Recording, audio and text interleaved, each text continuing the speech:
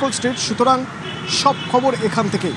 দিনের আরও একটি বড় খবর, গুরুত্বপূর্ণ খবর, তা হলো এই যে যারা যোগ্য তাদের চাকরির মেয়াদ বাড়ানোর জন্য এবার সুপ্রিম কোর্টে আবেদন করতে চাইছে commission, SSC school service commission. কেন না, তার কারণ তারা বলছে যে নতুন নিয়োগ প্রক্রিয়া শেষ না হওয়া পর্যন্ত যেন বহাল রাখা হয় এদের চাকরি।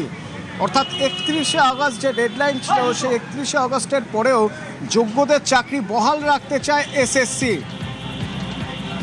সুপ্রিম কোর্ট আগেই সিদ্ধান্ত নিয়েছিল যে 26,000 চাকরি বাতিল করতে হবে। এবার নতুন নিয়োগ প্রক্রিয়া সূত্র মারফত জানা যাচ্ছে যে ওবিসি সংরক্ষণের আইনে নতুন নিয়োগ প্রক্রিয়া চলছে। তো এই নতুন নিয়োগ প্রক্রিয়া শেষ না হওয়া পর্যন্ত যোগ্যদের চাকরি বহাল রাখতে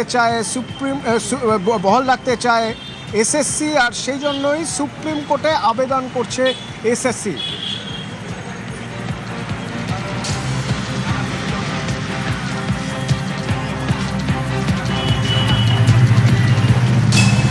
যতদিন না পর্যন্ত নতুন চাকরি হচ্ছে, অর্থাৎ নিয়োগ প্রক্রিয়া হচ্ছে, যতদিন না পর্যন্ত শূন্যস্থান পূরণ হচ্ছে, ততদিন পর্যন্ত যারা রয়েছেন তাদের চাকরি যেন বহাল থাকে। এসএসসি এরকমই আবেদন জানিয়েছে সুপ্রিম কোর্টে।